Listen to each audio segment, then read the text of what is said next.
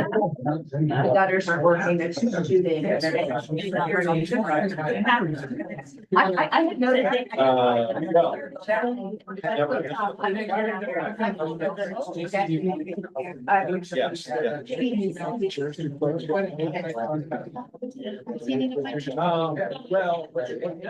Well, there was sort of a very rough mark. There wasn't going to be down by the water. And townhomes. And then, we worked on each other down on the cul-de-sac down there. He was on the council. And he got really upset about the girls saying, all these nice single family homes. Like Ridge and on. And you're gonna put townhomes right next to it. By the time you look at it, it was there. They put it also- These were town- Later, five or six. Okay, everybody. Everyone. Just ask one. It's right there. All right, let's start. Let's take a seat. Here we go. How are you? Okay. You're on the road station. Great, thank you for coming. Yeah, it's here. Thanks everyone for coming. We're gonna get started on substituting for our chair, Tony, tonight. So to start with, I guess we'll just do a roll call of planning commissioners. Peter, Here. Joel, Here. and Rachel. So Glennis, Donna, and Chase are excused, and Tony. Some of them may come in late.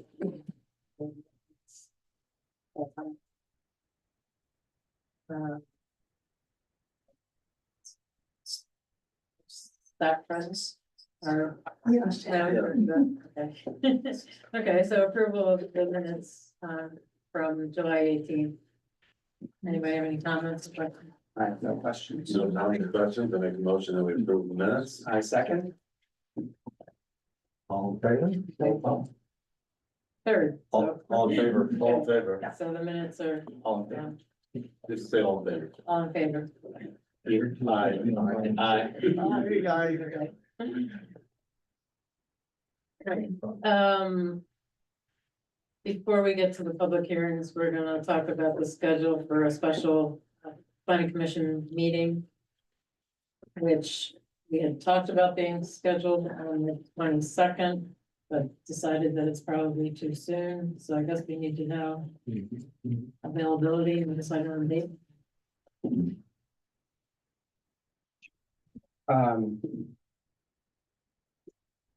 Should we check with individual members of commission to see what dates work for everybody? If we could set a date, That's the best way to do it. So we have to, if we continue any of these public hearing items, we have to have a date to continue to. So we're gonna wanna figure out which date. Okay.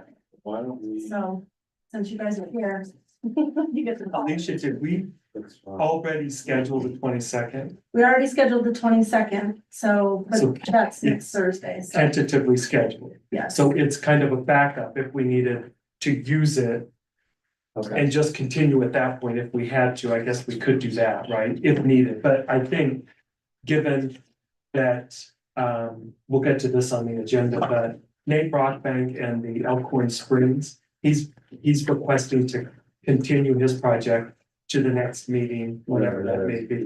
He's going to make some changes, and with those changes, it may impact what was outlined in his original plan in that report. And so he's requesting to continue rather than Okay. use time that might not be valuable for you guys. So we have the 22nd, but I think he's going to need more time than that. Why don't we do the 4th or the 5th? So the last week, I'll go on vacation, and then it's Labor Day. Why don't we do some, try to do it before we get the 5th? Labor Day is the second, right? Second, that's Monday, so I'm doing that Wednesday, Thursday. Just out of curiosity, is there anything early the following week? I am on vacation, but I think I get back on Tuesday, so I think I'm back the third. So- Are you thinking the 29th, 2 weeks from? Or could we do something right after the Labor Day week, You mean to go to maybe the, like the 8th or 9th, or is there any opportunity there? Well, the council's on the 8th. Oh, Sorry, council's on the twelfth. Well, Sorry. we probably want to do Looking something. at the wrong one. if we had Tuesday or Wednesday, any opportunity that week? The Or- third, or are you saying after council the tenth? Council's on the twelfth, I'm sorry, I misspoke. So we could, I can't do Tuesday nights at all. not Tuesday. Tuesday nights. What about Wednesday, what is that, the 11th, Alicia? 11th I could do. I'm good with that. I'm out on the eleventh, but Oh, Tony will be here. Tony will be here. So- We'll have other people. We'll have- We hope. well, let me ask you this, if that's the case, what does the week of after the Labor Day holiday, what does that look like if we did Wednesday or Thursday of that week? I could do the 4th and 5th that week. I can do the 4th, I'm not the You run the board. Well, hold it, what about the 4th, does that work? I will just be coming back in town, but I can make that work. I would be a tentative because I'm at Grand Canyon, Okay, but I know Tony will be We- here. We So don't we'll have, you have a form, so is it Yeah. better? what to about have- the That's 6th? sixth, the It's a Friday. Friday, but could we do that? Start I'm early? at Fan Ranch. Grand Canyon. Oh, you're leaving. Oh, you're I'm on leaving the then. fourth and sixth. What about the ninth? Well, why are you worried about, why do we have to have everybody here? You- We have to have you know what? people here that say they're gonna come. We have, yeah, we have to have. I know Tony will be here those weeks, Okay. so that next week I'm traveling for business, so I know I'm out that next week. Okay. But I know Tony is here the month of September, Okay, so I would So- plan it for whatever you think would be best for Nate to get ready for council. What works for you, The 4th works, 4th and 5th work for me. I prefer the fourth personally. Polly, do you have, Polly, Jan, do you have any? I don't have were you talking about the 4th of September now? I kind of lost track in the discussion. Yeah, sorry. 4th of September, Polly. I can do it the 4th of September. Okay, you want to tentatively throw that one out then? yeah. Let's do that. Okay, so, and you think, Tony, for sure, you said can, you're tentative, or you're out. Correct. And you two are both, okay, so we at least have Yeah. a four, we have three, okay. Yeah. At 6 o'clock. And then that would be in lieu of the one we scheduled for the 22nd, right? Correct. Okay, of August, okay, next week, okay. Do we need a motion to, continue that or just the verbal discussion? Just No? verbal, we can't really take. We can't really do a motion on Okay. something. So we're on to the public hearing and discussion of shoreline phase 4. Yes. Why don't I go ahead and give you guys a quick overview and then. Yeah, and then, of course, Glenn is here. He can provide you an information that he's got. He may have some graphics and some updated materials that he could present. And if you guys have any questions. Okay. So this is for Shoreline Phase 4. As you know, this is a multi-phase project that has been going on since about 2017, 2018. Phase 1 is complete, 48 units. The duplex structures, townhouse layout are all completed. Phase 2 and Phase 3 are somewhat contiguous, and those are under construction right now. Phase 2 has 47 units. Phase 3 consists of 103 units. Those structures are all duplex structures or fourplex structures. That's a total of 197 units of the 700 total that Glenn has pursuant to his density with the master development agreement. So this is for phase 4. Essentially, this includes it's a proposal for 239 residential units and a community recreation center. If you scroll down to the next page, Alicia, there you go. So, Oh, Joel, you're on, okay.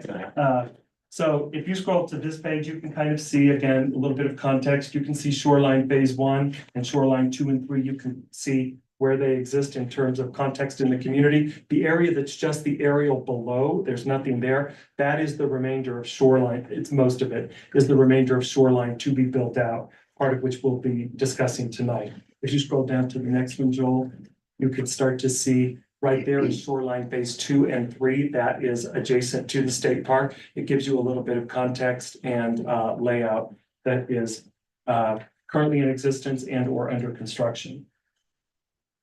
You scroll to the next page. This is that full area and it is tilted to the left, but so north is essentially to the left. So everything you see on the bottom line is adjacent to the state park. It would normally situate vertically in actuality on a map, but it's shown horizontally on this map as it was presented. What this is the preliminary subdivision approval from December 8th of 2016. This was for all of Shoreline. So this was the preliminary plat that was approved by the town council in 2016 for the 700 units. What this does is give you some sense of context in terms of what would be built where. You could see on the left-hand side is primarily some multifamily dwelling units as well as some townhouse units. You could see that area in the middle, kind of toward the bottom, that is kind of yellow. Can you, do you have a, it doesn't show your, does it show your cursor? Oh, right, yeah, right in that area. It's barely, it's hard to see, but right in that area at the bottom, that middle area, kind of the donut hole, if you will, of that whole development, that yellow area is essentially designated for single-family dwelling units and duplex townhouse units. That is the subject of the discussion tonight because that is where proposed phase 4 is being recommended. And you it can, goes over, I'm sorry. Go ahead. Clarity of. Does it go over to there as well in that section? it goes, Could you go up and point? yeah, if you guys don't mind, I don't mind doing that at all. I'm used to having Zoom. I get to scroll and annotate. It's actually harder to be in person. So this area here is designated for single family attached. This area right here is for single family detached, typically twin units, it looks like, based on the size of the lot. This area is essentially phase 4, but it does come up here as well because it does include the it comes right into here. And it does include the recreation center. So essentially, this is phase 4, the discussion we're having tonight. And everything to the left of that is 2 and 3, Yeah, this is 2 and 3 down here, and then Right. 1 is up. and one's up there. Yeah. Okay. So Can you just point out the roads and what new roads, what's on there? the It's in existing. between 4 and 2 and 3 is the road that goes up now, right? Recreation. Well, you're right, that is the difference. These roads are not, the roads that exist are not built exactly like this. They're pretty close to this, but they're not exactly like this. So in this drawing, how many units is in phase, is contemplated in phase 4? Well, there's. You'd almost have to count the lots out. I think it's like 69, maybe 69 single-family lots, maybe 40 duplex lots, something in that area. Maybe not quite that many. So is, Can I give a little context? Oh, if here? you've done the Yes. math, there you go. So several years ago, one of the homeowners on Lariat Court at the end asked for Glenn to reverse the plan so that what this is showing is the single family homes down at the bottom towards the lake. And he asked them to reverse it so that the single families are right below Lariat Court where there's already single family homes. And then putting the townhomes down towards the lake. So this, what they are proposing now is not at all what is drawn here, because it's been reversed since that time. Right, so, yeah, thank you for that comment. If you have those packets, if you flip to the very last page. And I've emailed this to the town, trying to make enough hard copies for everybody. So what Rachel's talking about, when we're going in for final approval for phase 2 and for 3. The homeowners, including town council and planning commission members, asked us, hey, can you put all the single family lots up above, below Silver Sky for buffer between your multifamily and their single family up there? So prior to even phase 3 final approvals, all this discussion was made. We agreed to flop everything. So unit count isn't changing. You know, we just moved things. So this little, and I can, I'll email, this will be in the public record. Thank you for bringing it up. So I don't know if you can see this. But the green section used to be, down below, now we put it up at the request of Hideout staff and residents. Anyway, so that's why it's not fully driving. Anyway, but the number count's always the same. So, and this map was already submitted, improved during phase 3. The only thing that changed now, instead of this future phase 4, was just a mass area with the color. Now we've got more details by it. Okay, so I can, like I said, all this I'll email to the town. They have all that. You can get more copies. Well, thank you. Anything else about the flip flop? Okay. So that proposal makes sense because it puts the single family in context with what is up along Lyric Court. The planning commission does have the responsibility to confirm that indeed that meets your intent and the intent of this preliminary plan. So as we walk through it tonight, that will be one of your responsibilities to confirm that. So essentially, Wait, Thomas, go back, confirm, I'm confused, because I thought you said that this flip flop, we'll call it that for now, is sort of baked. And now you're telling me we need to confirm it, so that's contradictory. so you need to confirm that you are comfortable that this meets the intent of that preliminary plan. Okay, And so I think, given the Well- document that he provided, In phase Today. 3, phase 3 approvals kind of already went through. and they've already discussed approved the this. plat. No change was made to the 2016 preliminary plat, which would have been a normal course of action, but there was some discussion and a bit of verbal commitments back and forth regarding that change. You all need to be comfortable to say that this proposed phase 4 does meet the intent of the preliminary plan with the recognition that that we had to flip flop. the single family is not disappearing. It's still a part of this project. It's just in a different location. Okay. Okay. Any additional questions on that? I apologize to the people online because I'm sure seeing this map, you're not seeing this map, and it is very hard to understand what we're There's a talking question about. back there. So I'm are sorry. the single families Did still you part send of the yours? names? We can't have public comment. Okay, It's not open. Yes. So, we will. Yeah. But we will open it up. yeah, keep that question. Right, sorry. Okay, so again, you see kind of on the bottom left there, that yellow and the kind of the top right middle yellow, that is the area that is essentially proposed phase 4. If you go to the next page, you will see the proposed subdivision at this time. So the proposed subdivision is essentially a mix of 6 plexes, 4 plexes, and 5 plexes. Again, this is for 239 units. There are 22 structures that are proposed to be 4-plex buildings. 5 structures are proposed to be 5-plex buildings, and 21 structures are proposed to be 6-plex buildings. And there is that community center and recreation site kind of right up where Joel's cursor is. So everything you see kind of from that half moon right up at the top left, the half moon road right there, down, all of those that are kind of the darker colors are the 6 plexes, 4 plexes, and 5 plexes that are proposed as part of this project. So Thomas, I have Sure. a question, and I hate to flip back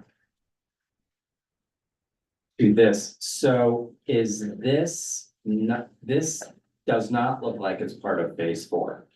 Is that correct? That up there is not part of phase 4. Okay. Yes. So you're it's- correct. Do it again, Joe? All of this is not phase 4. Okay, phase I'll 4 is- circle for the people next. Mhm. Phase 4 is essentially here, not up here.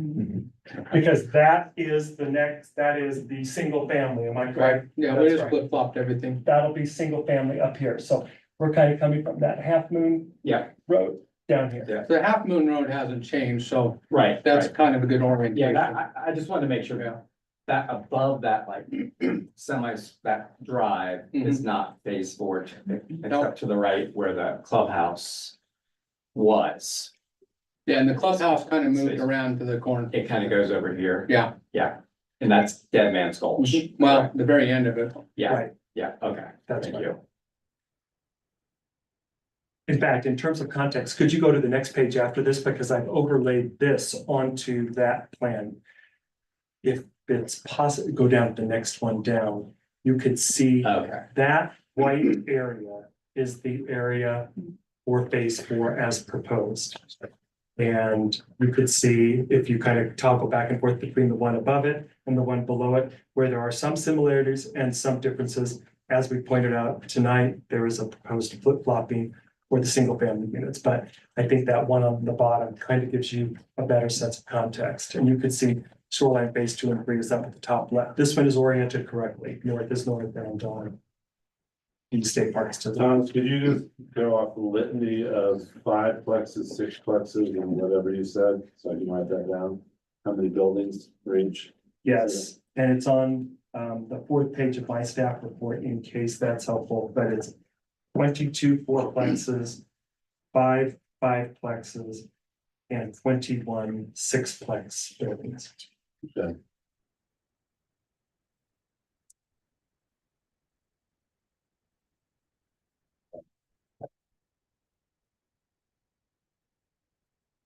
Scroll down to the next page. We've got some planning issues that I think are kind of those higher level issues. Keep going up, so I think it's the next page.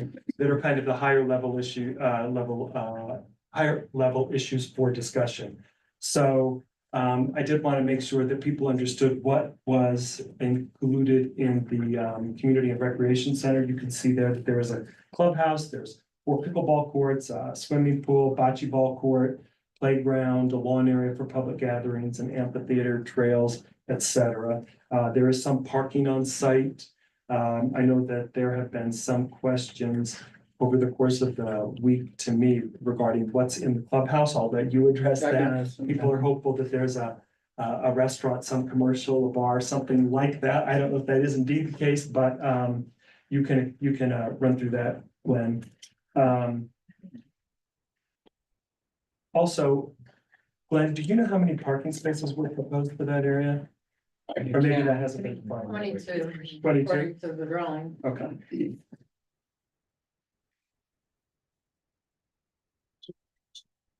This area is the area that was initially thought of for the community recreation center.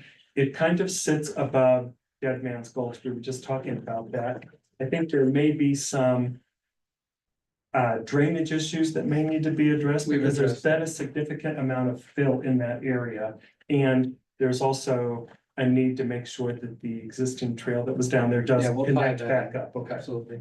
Can I ask a quick question? sure. Can you give us the sizing of the amphitheater, like And how many people? let's are let coming? Thomas go through his, and then I've got some points I can make and answer all the questions. And we're well open to input on the amphitheater from the committee for the summer concert series. We want to make a nice venue for people. So we'll want to make sure that the amphitheater is well positioned, whether it's an amphitheater, a lawn, a public gathering space, there's probably room for discussion there. We also want to make sure that the trail in Dead Man's Gulch gets reestablished, gets brought back up as that construction finishes, and ensure that there's proper stormwater drainage, because there have been some issues down in that area regarding stabilization and destabilization of soil. So something to think about as we work through to construction, to civil drawings. If you scroll down to the next page, there are some images, and I think that Glenn will have more. I tried to simply illustrate the proposed uphill and downhill for the 2 proposed architectural renderings. You can see there, that's style A.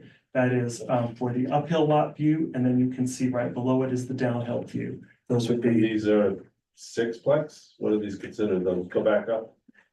this is illustrating a 4-plex. That's considered 4-plex, the Yeah. one before it? Yep, the one before it is as well. So this would be what it appears, no, that's the right one. That would be style A right there that you're looking at would be for an uphill lot. So you can see there, that's how you would access that structure. If you scroll down, that would be what the rear looks like. That's actually showing a downhill. We only had one image for that, a downhill and uphill, but you get to see what the balconies would be like on the backside. If you scroll down to the next one, you see a style A downhill lot and what the rear terrace elevations would look like for that as well. Scroll down to the next one. You could see another uphill lot from a street view. And then if you were to look at the rear of the building, there's some different materials and colors proposed for the terracing on that. If you scroll down to the next one, I think that is the final downhill lot street view. And then if you go down one more is the rear view for that particular building structure. I think was it just two style A's, Well, we'll two have- versions of A and two versions We'll of have B? more than that. Okay, so that'll be a discussion Yeah, for the this planning is just commission. what we're required for now. So can I ask you a question on, so these are substantially higher than the current townhomes that exist? It's just got a second floor on it. So these look more like claim than what's in shoreline I now? wouldn't think so, but No? I think claim stack a lot taller than these. Okay, They have a second floor and a balcony. On the rooftop. Yeah. These have rooftop These have a balconies. main floor with walkout basement and then a second floor and then also rooftop deck. So one of the discussions for tonight is the monotony clause. The town has a monotony clause that only 20% of a product can look the same in a development. A monotony clause doesn't apply directly to this particular project because it was vested before the monotony clause was put into place. And this project is part of the master development agreement, which essentially encapsulates its own zoning as that was created in the year 2010. With that being said, Glenn has been pretty amenable to work with over the course of the past couple of years in terms of trying to get additional architectural styles. And I know that we have heard from many people in the community that would like to see some variation, some differentiation, some articulation, some kind of breathing space between the buildings. We've heard some people were concerned about the scale of the sixplexes. They wanted to see more duplexes and fourplexes. And so I think that architecture, design, character, articulation is a discussion tonight. But do keep in mind that the monotony clause doesn't apply directly to this project because Glenn is vested prior to that coding. You scroll down to the next page.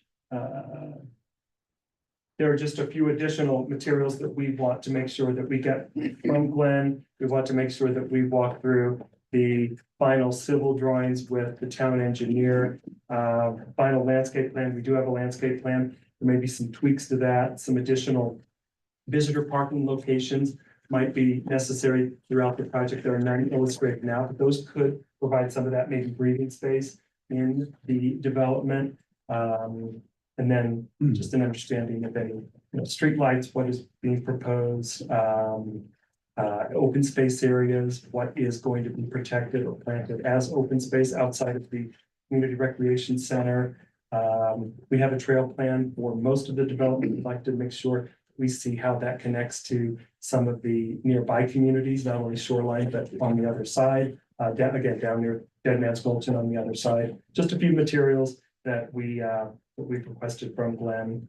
And that is where we are right now. This is relatively high level just because this is a pretty significant scale of project. Most of the phases have been in the number of, 50 to 100 units. This is being proposed at 239. Maybe there's an opportunity to look at phasing this as a 4A and a 4B so that maybe it gets sequenced correctly. You guys are able to coordinate and work with Glenn, but if you have any questions, I am certainly here to answer them, but Glenn, I know, is also here and does have some additional materials that I think you're connected to Zoom, so Yeah. people at home could also Let me see drive as well. So we could go there and then back into questions if you have. let's do that.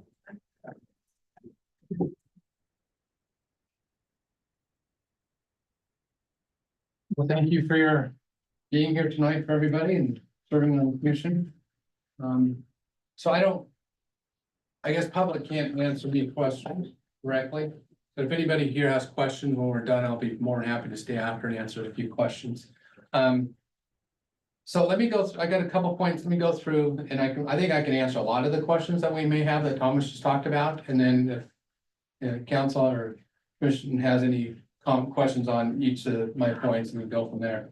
So how do I share? Go to share. Cover, yeah.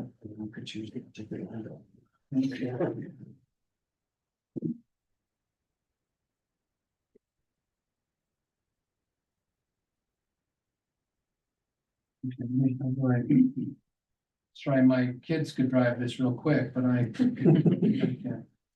All right, so,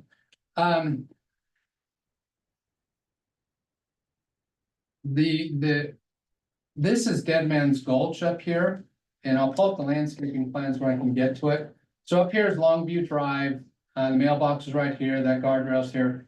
So the question is, will all this be left open? And the answer is yes. So all that's gonna be left open. You know, we own the land, but we've committed to leave it open. So there's a trail that winds down through here, and this is just kind of showing the trail connecting to it. And then the community center and the pickleball courts will all be pretty far down here. And you know, and then this point up here is a kind of a viewpoint we're gonna incorporate in. When I pull up the landscape plans, I'll have more of that detail. So anyway, to answer the question, yes, the gully will be left open. We will incorporate the trails and tie that in, and the trails are gonna be public use. And you know, the clubhouse will be down here.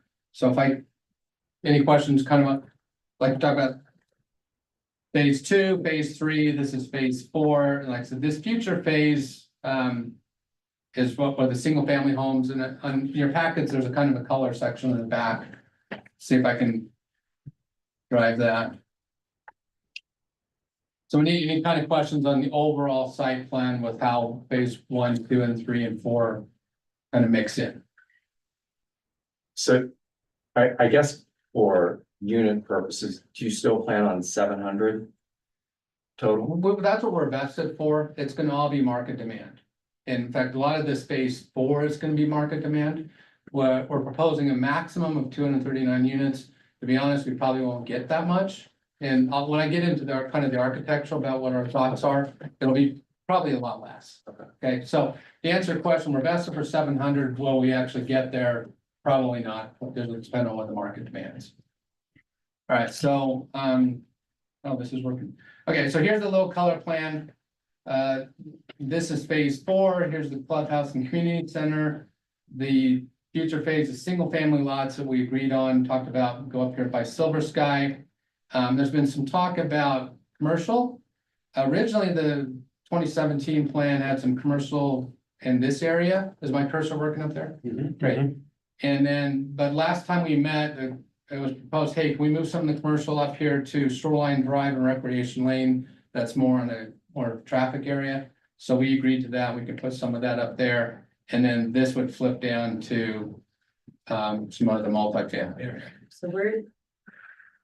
Can you point again to where you mean that you would put commercial? Up here, the red. That top left red. Oh, red. Yeah, so the hard copy should have a copy of this in the back. And then that. So that's kind of a future phase 4 and then any future phases. And what total units we get, you know, again, that'll be market demand. Okay, so any comments or thoughts about how we're proposing to flip on that in phase 4? No comments. I'd like to see kind of what you have planned after phase 4 and how many units you're thinking, and I know it's market demand. Yeah, You know, I guess my comment on phase 4 is that is, and I know you're not gonna have as many you say, that's extremely dense. That is extremely dense for people to look at. Honestly, I would rather see some of this density go up into Dead Man's Gulch. So yes, I'd like to keep that pristine and trails and everything, but looking down on it, I personally don't think it's visually appealing. okay. So, I mean, we're vested for the 700 units Right. on the land we own. Right. And how we mix and match, it's for the MDA and the 2010 code. You know, so this is our proposed phase 4. Let me get into Oh, yeah, the sure. architectural, Yep. and most likely that'll come down. Yep. And getting up further into Dead Man's Gulch, we really want to leave that pretty pristine. And, you know, instead of shoving a bunch of stuff up in there, and again, do the single family here. And then whatever happens to fall for here. Sure, and I guess that's where we differ is I'd rather see the pristine. Where all this density is in phase 4, but we can talk Okay. about that later. Can I ask where the amphitheater is? Yeah, let me lie? pull up that.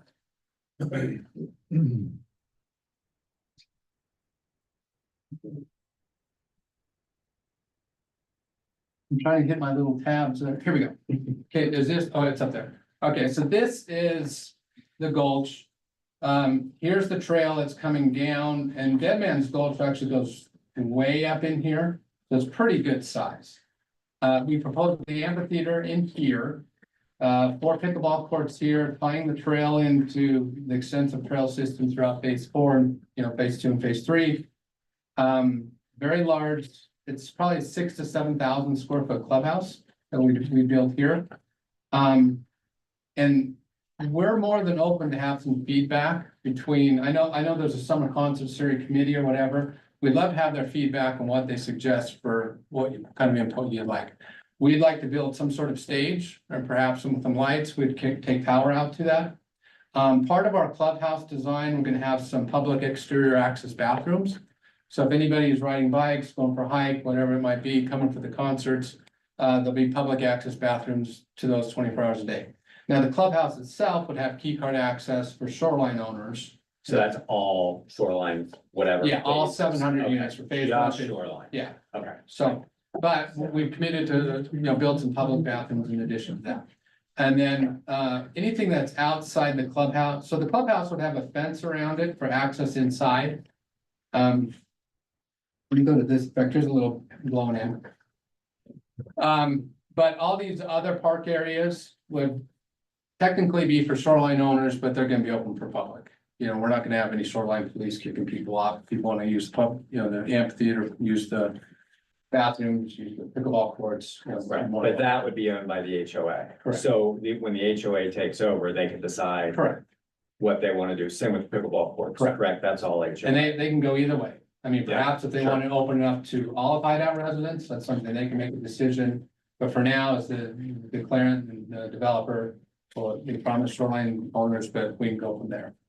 So, on this page, I don't know. For, Glistening Ridge is right up here, in those single family homes. So this is kind of a knoll, kind of flat area at the top of the hill that we own. That we're gonna build a ramada. It's gonna have a big pavilion, fire pit, chairs, kind of a cool spot. There's a trail here that I'm gonna bring up through the trees. You know, cool spot to, you know, hang out up there. So again, that'd be technically shoreline, but it'll be open, public will be able to access it. Okay, so any comments or questions about this, the gulch, the village center, the clubhouse? What? Go ahead, I'm sorry. I was, so the amphitheater is actually right at the base of the trail that's there now? Well, Or- again, Is it we're that open high to up? discussion. Right now, it's not really that far up the gully. It's fairly at the bottom. The trail we can route around where it needs to be. And we kind of put it on the side here because there is kind of a natural slight slope. We'd envision some sort of, you know, bring out your blankets or your chairs or whatever it might be, to have a natural slope. And however wide we make it, you can accommodate, you know, I'm not sure how many people come to those summer concert things, but if it gets a lot of people, we could build a bigger area for it. So you don't have a size specified? No, and that's why we're open to discussion, you know, before we get into final plans, but we've got plenty of land to build it. What part of phase 4, timing wise, do you think the clubhouse would be built in? Great question. So let me get to the overall Sure. phase 4, and there's a key point that we need to talk about the new Vantage sewer station. I'm not sure if you guys are aware of. And the current sewer station is kind of on its last leg. So we're gonna phase it. All the utilities gotta come over here. And then, you know, timing to when we actually build the clubhouse, of course, all the utilities and infrastructure need to be there. That's the first thing we're gonna do. when we pull the trigger on the clubhouse, it's gonna depend on, you know, market demand and get some more units close in phase three. But we want to build it as soon as we can. So. Okay, So tell us again what you would expect to be in the clubhouse. I can't answer that question. So what I do know is we have to get the utilities in phase four and all this approved and built. If all goes well, we'd start the underground utilities this I'm fall. not saying timing, I'm saying what would, What's What amenities in the amenities will be- clubhouse? Oh, let me get to That's that. it. Sorry. Okay, so, let me open this screen. Okay, there we go. So here, we work with one of the premier eminent architectural firms in the country. So it's KTGY, they're out of, actually they're out of all of the country. So here's some, and we've actually been working on this for probably going on 2 years. And we've pretty far along. So these are conceptual, but they're pretty good conceptual. So like I said, it's between 6,000 and 7,000 square feet. The clubhouse is all gonna be on one level. There's gonna be a big commercial workout exercise room, big, large gathering areas. There's a yoga room. There's a small kitchen. Outside, we'll have hookups for food trucks and things that might want to come on for the summer concert series. And then in the back, and again, I'll get copies of all this. So here's kind of an aerial view. This is, parking lot's a little different than what the civil plans show. Up this area is where the pickleball court and the amphitheater would be up here further. This is the trail that would go up to the Ramada, kind of the overlook, that overlook the lake. So large pool, separate hot tub, big deck. This is over here is kind of some covered outside gathering area with outside fireplace. Kind of a different view over here. It had big tall ceilings, 14-foot ceilings inside, indoor and outdoor fireplaces. Here's another view. And another view here. So once you use your key card access to get inside the clubhouse, then you have all the access out here. And then there'd be outside, bathrooms for the pool and stuff. And then another view there. So these are real photo backdrops, and we actually took the photos from standing on the clubhouse site. So these are pretty accurate what shows in. Okay, so any questions on the clubhouse or the amenities there? I just have a question, and I read it a while ago, and I might be told way off. I was thinking, did the clubhouse have to be built after a certain number of units No. were built? So like I said, we want to build it as quick as possible. So phase 1's 50 units, phase 2 is 102 units. Those are all done and closed. Phase 3 is 47 units. I think we've closed 2 or 3 in there. Our best estimate, about a third to halfway through of phase 3, we'd have enough rooftops near 200 To support. to support it. The last thing as a developer, and it's not a good thing to do, is spend all the money and then it's getting supplemented, and then all of a sudden that burden goes on to the homeowners living there at the time. Or new people come in and the HOA dues skyrocket. So right now, your HOA dues for phase 1, 2, and 3. You're not paying into the clubhouse one because it's not there. But when we do pull the trigger on it, then they would go up, but it needs to be reasonable, so homeowners aren't paying an exorbitant amount. So with large pools, hot tubs, they're basically commercial, so they gotta be monitored all the time, and, we're gonna spend the money to make a Class A clubhouse. Like I said, the architects, they've done a bunch of stuff from Summerlin, in Las Vegas. They do a lot of Toll Brothers high-end clubhouses. They've done hundreds of these. And we as a company built probably 10 rather developments. So we know how to do clubhouse. This will be a Class A, world-class clubhouse. So. Okay, any other comments on the clubhouse? well, honestly, I think one hot tub for Well, how many houses. yeah, and that's what we're open to. Right now, it's just got one. We don't know, there's one there. Perhaps if we do 2 or bigger ones, so we'll get input from KTGY since they've done a lot of clubhouse for, community centers that have thousands of homes instead of, 650 or 700. Right. So we'll take their input. What we have found that they recommend pool deck space as a premium and really important. You know, with, you know, lots of, you know, pool deck materials and such, and not necessarily the size of the hot tub. So this covered gathering area, the gathering area is inside. We have a, not shown on here, but the clubhouse incorporates very large storage rooms. So all the pool deck equipment, you know, can go inside during the winter, so it doesn't get beat up, you know, things like that. What do you take into consideration, or do you have a committee from your existing shoreline communities that have any input into that? I'm just curious, I know That'd be a great idea. I'm not part of Yeah, it, but. so it, you know. The HOA for phase one's been turned over a couple of years ago. The HOA for phase two, we're gonna turn over this fall coming up. And then they can organize, and that'd be a great idea. If they want to organize committees to have some input, we would be more than welcome to that. As long as the amphitheater and like I said, the summer committee that does they're more welcome to their idea. But like I said, we committed to build a stage, power to that, have some lights, whatever it may take. And as well as public access bathrooms that can be accessed 24 hours a day for the public. So That's great. any other comments on this?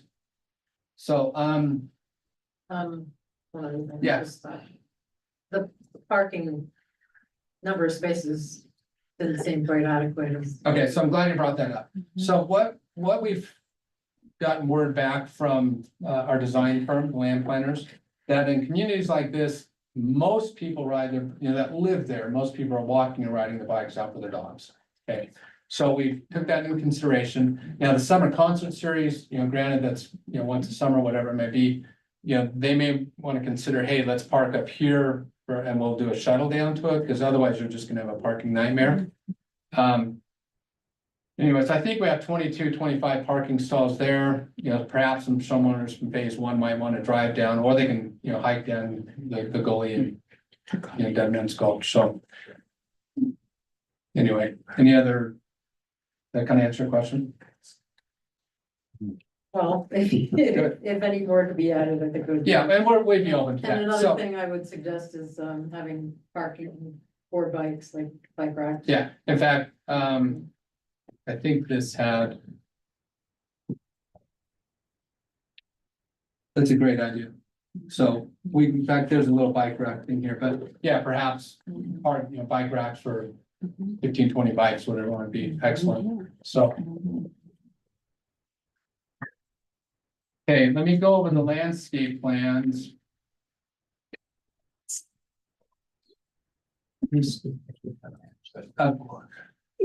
So that's, we talked about this, the trail, you can see we're gonna do extensive, you know, trees and shrubs.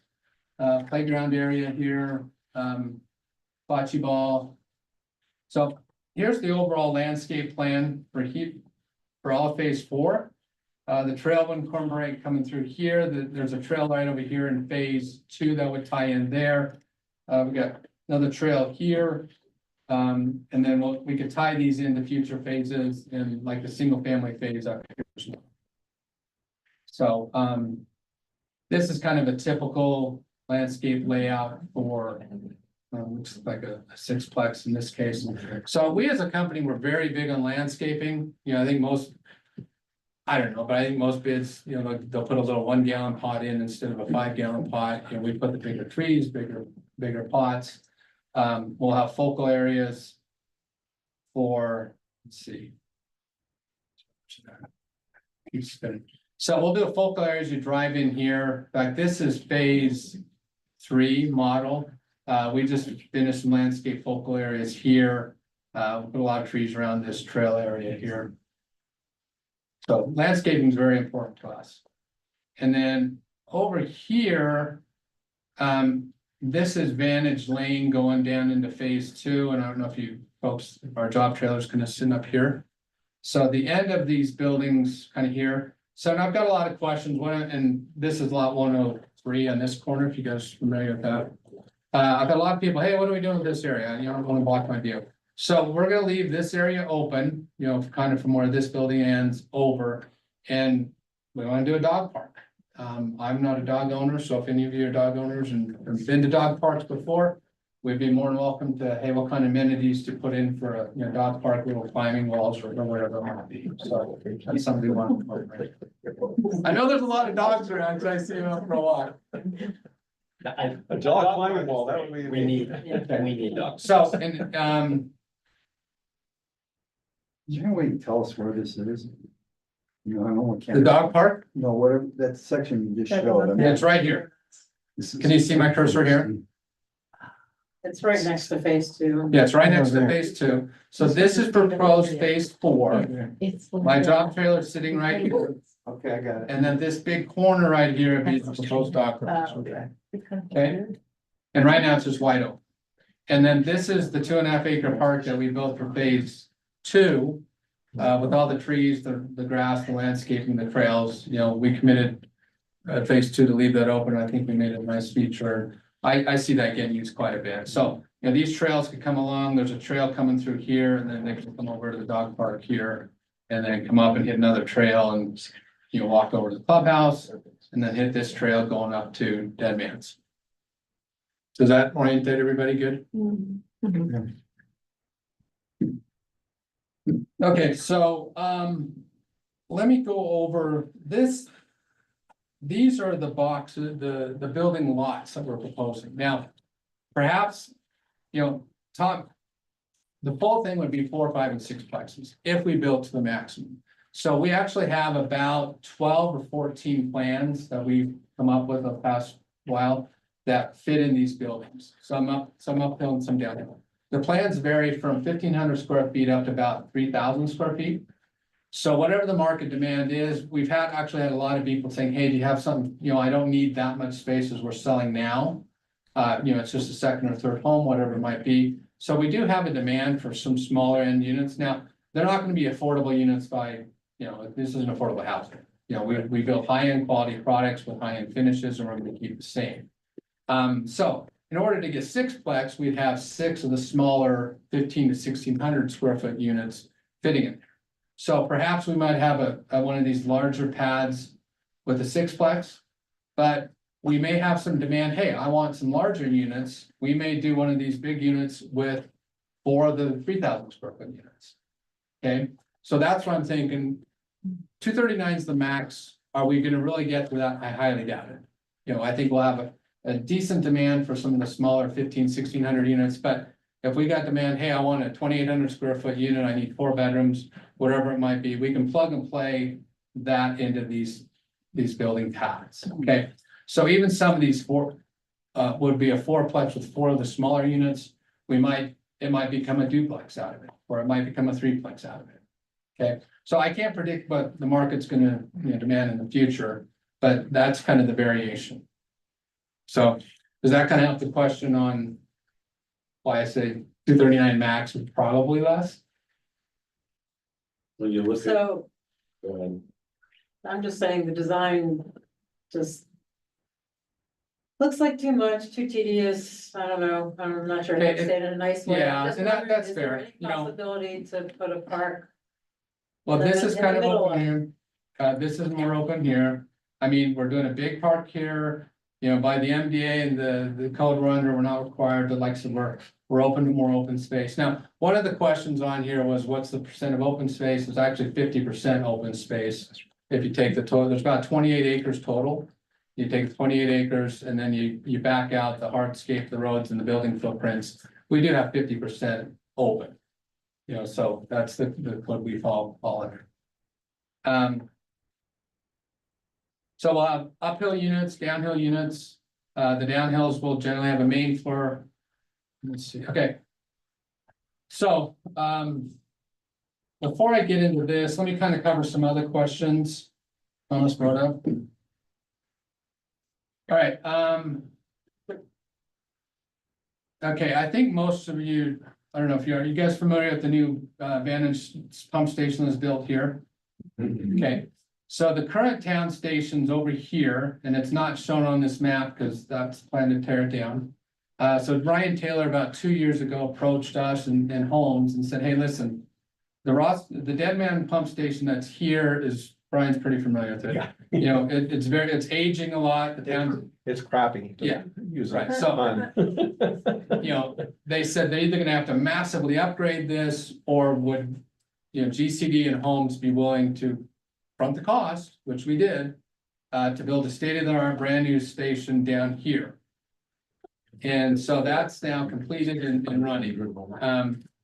So right now, that all of phase 2 and 3, plus all of Homes as Deer Waters and Lakeview, their sewer's going into this station. And then it's pumping all the way up to the Ross Creek Station. I don't know if you guys know where that's at, over by Deer Spring, Deer Waters, Deer Waters. one further north, yeah. So that's JSSD station. I know for a fact they've got to upsize that guy because they've got a lot of other stuff coming down the highway. So anyway, part of this phase and why it's kind of really critical to get going on it. The new 12-inch sewer main will run from this new station that's online now. Now, the new station has the capacity to take all of Hideout sewer. So it's, like I said, we spent a lot of money. We put 3 big pumps in. So we took care of everything that's running now. Brian, you'll have to come down and get a tour. Yeah. Come on down. Yeah. Let me show you the sewer station.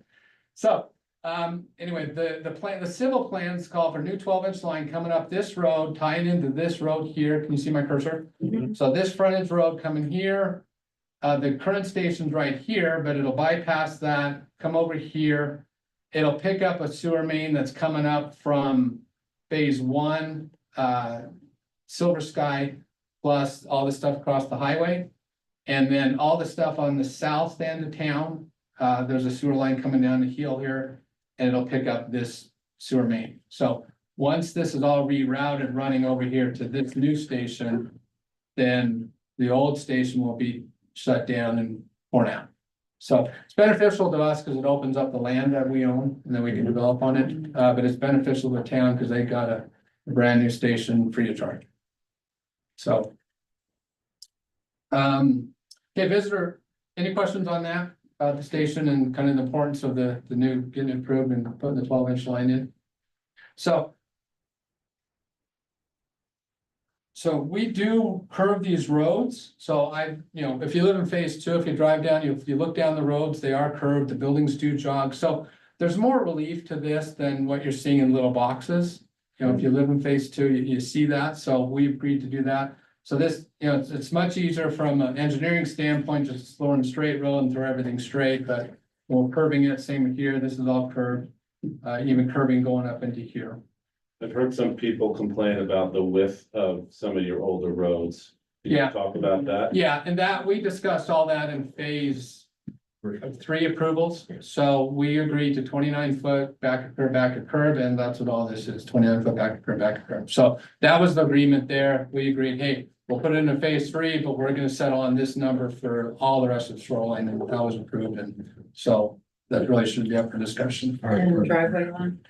The minimum of 20 feet, but with the jogging in the buildings that we always incorporate, so again, you're only seeing a box here. So the real buildings, you're gonna see a lot more relief back and forth, even in shoreline phase 1, those jog 4 feet.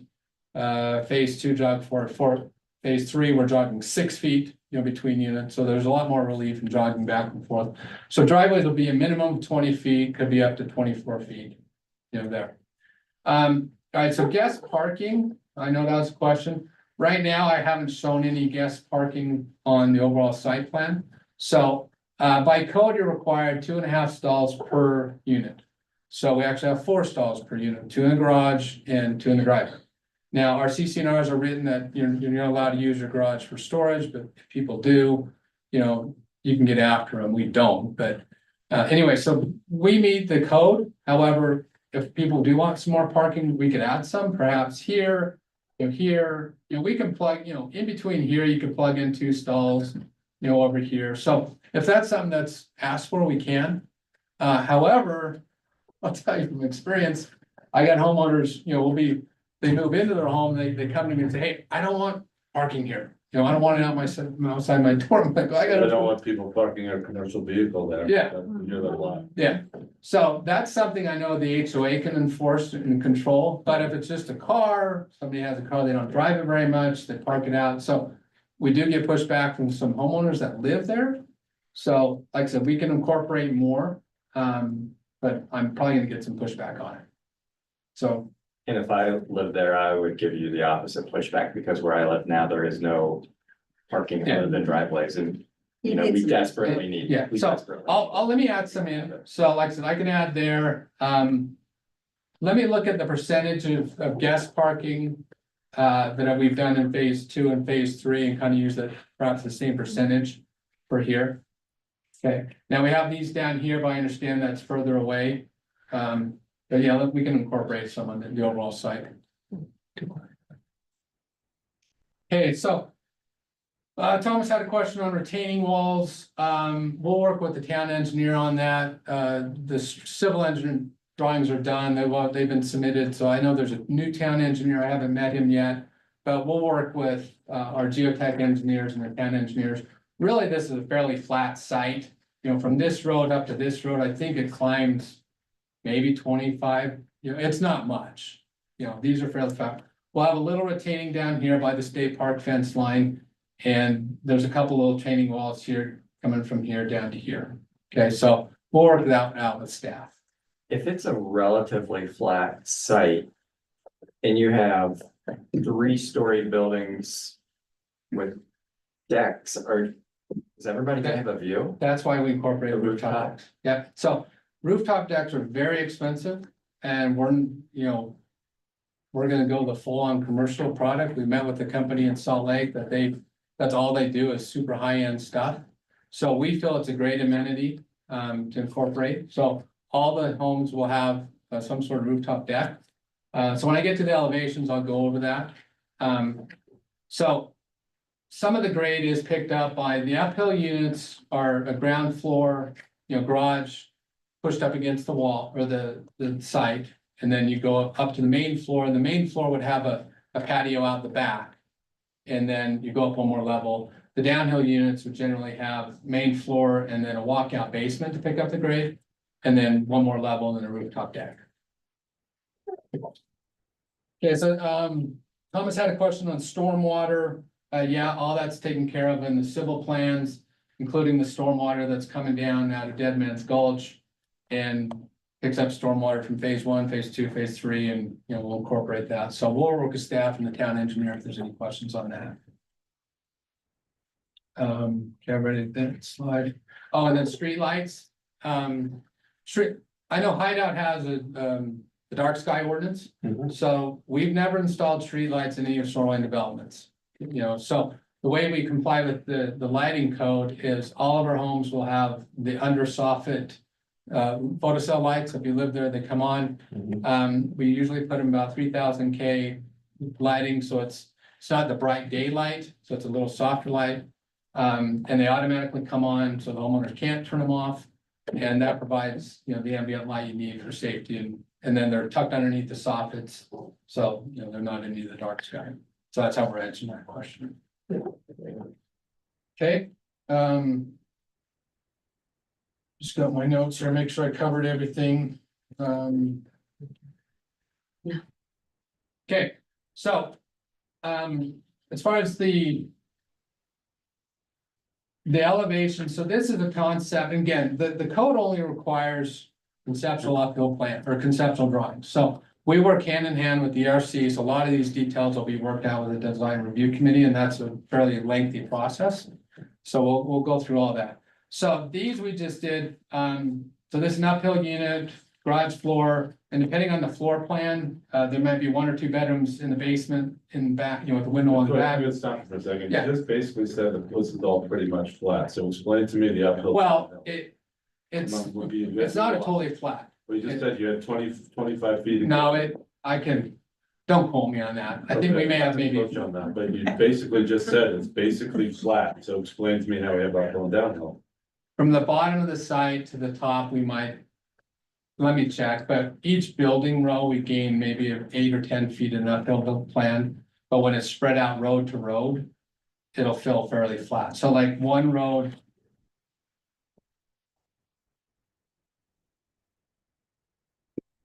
So say this road to this road might climb up 15 feet, which isn't very much. Not so much, right? Yeah, so in fact, this road to this road might be another 20. So when it's spread out over, that great of a distance, that's, the average grade is pretty flat. There's not much slope to it. So it's nothing compared to other developments across the highway. Even phase one, it's got a lot more grade between road to road. So no, it's not a flat land site like you get in the valley, but for a mountainside, it's relatively flat. And we make it most of that grade in the building design. So does that answer the question? Okay. All right, so this will be a main floor and then upper stairs and then a rooftop deck up here. So this structure up here is basically just a stairwell to get up. And then an outdoor deck to get to the deck. And again, this is something we just put together fairly quick. These aren't set in stone, the conceptuals, because that's all that we're required at this point. Work out more details with the design review committee. So this will be a downhill unit. You can see it's similar architecture to what we've done in other phases. We'll incorporate, real natural materials. This would have a main floor with main floor, there'd be a walkout basement in the back. And then second floor above it with, it could be 2 or 3 bedrooms, it depends on how big the floor plan is, and then a rooftop deck. And then this would be the back side of a downhill unit, so you kind of see, I don't know if you see my cursor over here in the street. The road would be up here, walkout basement below, main floor living, which generally would have kitchen, living, dining room space, and then upstairs bedrooms. But the road is just one level, the people standing on the lower deck there on the left side. The road is the middle Correct. level, correct? Correct. So what's the building height? What are you proposing? I'm not exactly sure. I know it's within what the code requirements are. Okay. Yeah, so we had the architect check all that. So like I said, we've got a lot of conceptual plans. We don't have working drawings yet. So, again, these are just preliminary and these are only a couple concepts so far. This and so different elevation, different color scheme for an uphill unit, different elevations, different color schemes for a downhill unit. So. Then right now, is it 2 different ones for the uphill and 2 different for the downhill? No, that's my point. We only put this together quick because, you asked for more. So we're gonna have more than what we're proposing. So, we'll have at least 3, maybe 4 different color scheme elevations per, as far as the color schemes. And, on each fourplex, again, depending on what building unit design goes inside, that can entirely change the elevations.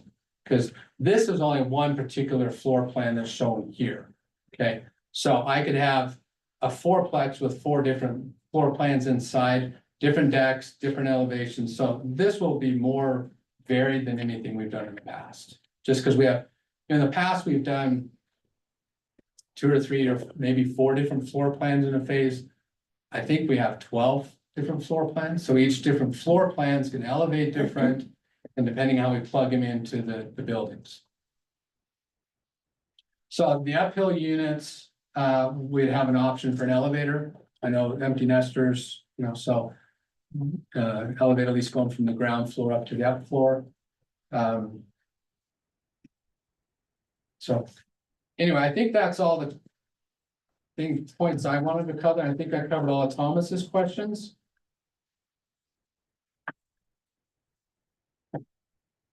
So basically, other than rooftop decks, unless you buy in the bottom row, you're not gonna have much of a view. It's hard to say. Now, keep in mind, there is some elevation gain. So it might be 8 or 10 feet. So I know people want views and, we've done a lot of earthwork and design work to accommodate that. But that's why we've incorporated, doing the rooftop decks here, because your rooftop decks, you definitely have your eyeballs over the roof, down below. So in fact, incorporating a rooftop deck, it actually is, they're a little lower buildings. So you got the little stairwell structure here, with that, but where the rooftop deck is, that would be a lot lower than a normal roof line, running through there.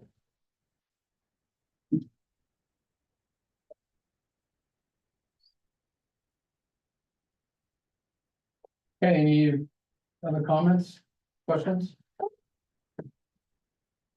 I have a question for Polly. Polly, are you still with us? Yep. I've been listening intently.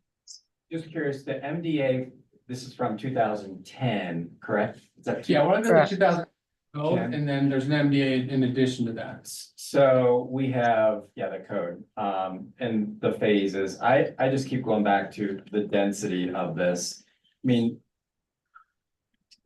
can they build in Dead Man's Gulch? Is because that is their property?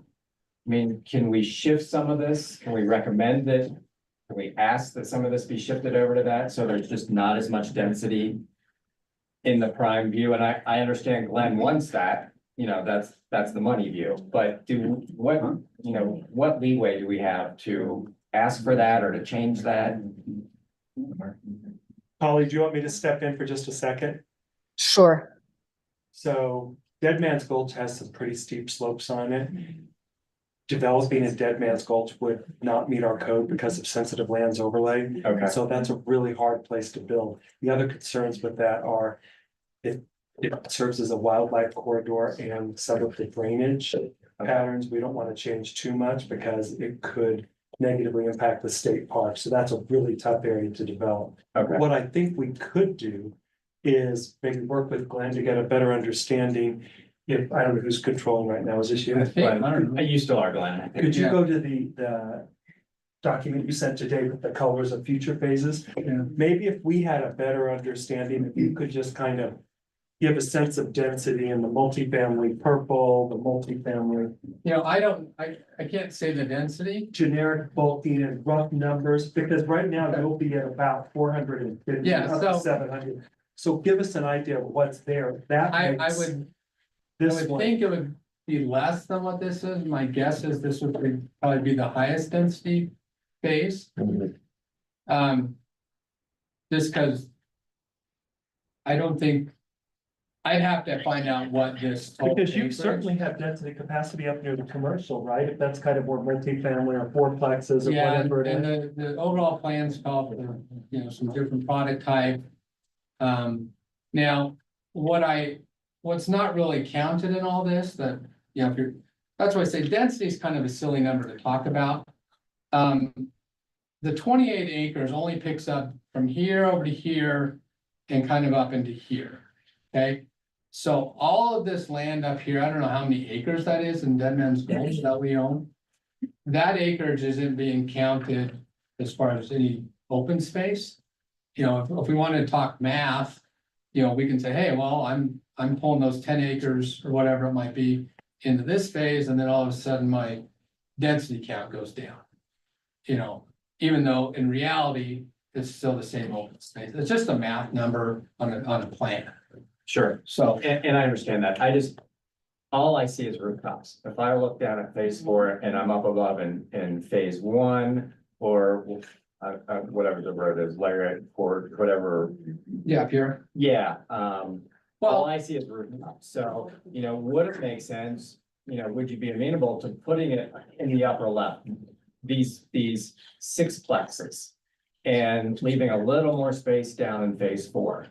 So again, I get why you want to do it. but- yeah, and, you know, we're entitled to develop the way it's approved. But is this the way it was approved? Because my This understanding. is was it was different single from families. this is different. It was approved, but I thought it was approved for single families in. Well, and we already agreed to flip it, and that's, Do we have that in writing I anywhere? think, should be in the phase 3 approvals, because like I said, Okay. this color map didn't change. So, you know, the single family that'd be up here, that's why they wanted a buffer zones. They weren't looking at multi-family rooftop decks here. You know, these single family homes, and the further away you go, the less it is. So again, this looks kind of dense on a piece of paper with black lines, but you know, in reality, when you get all the landscaping, Well, I'll just say, when you look at the picture, the one that has landscaping, it looks like there's a lot of more landscaping on the upper part and none in the bottom section. So that was, my thought was if you could just maybe put some landscaping down towards the lake. yeah. And we'll put a lot of landscaping everywhere we can. And again, This is the maximum. Every time I try to pull landscape from this little drop down, it's in the way. There we go. So. Landscaping here, we'll have landscaping, you know, all the way around. So all the green would be landscaping, a lot of trees, shrubs, bushes, typical plan. And then the rest would be native seed. So there's a lot of landscaping up here. You know, the men's golf course center.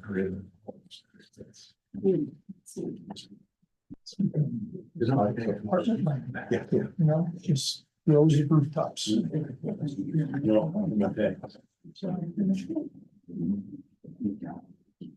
Can we open it up to the public for comment or questions? Yeah. Okay. Anyone here? If you have questions, you're welcome to ask.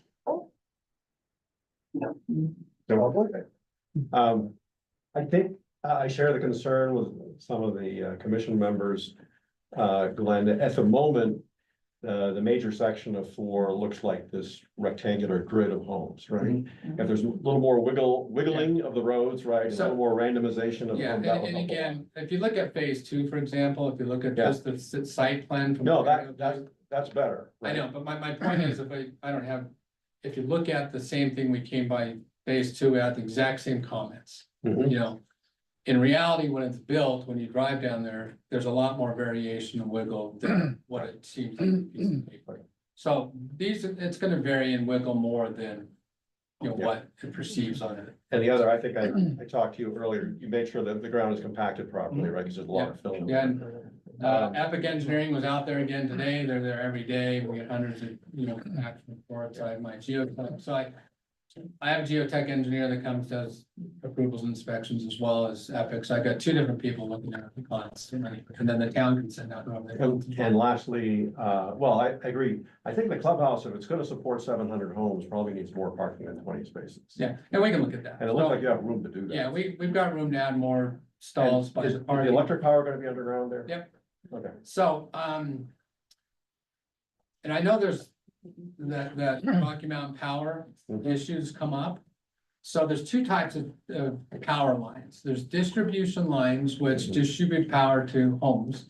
Transmission lines are the big 65K overhead lines. So the ones that are running there now, go from Park City clear into Camas. So power to. Those I assume are gonna stay. Well, yes and no.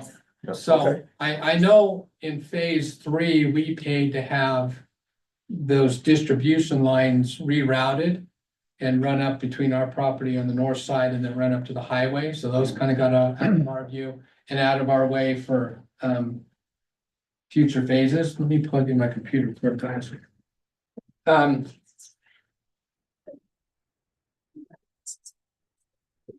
You might have a long enough cord, maybe out of power. So I believe Holmes is working with Rocky Mountain Power to reroute some of those. Mhm. The transmission lines, there's discussion to possibly bury those. I know it's very expensive. Thanks, sir. Speaking of power.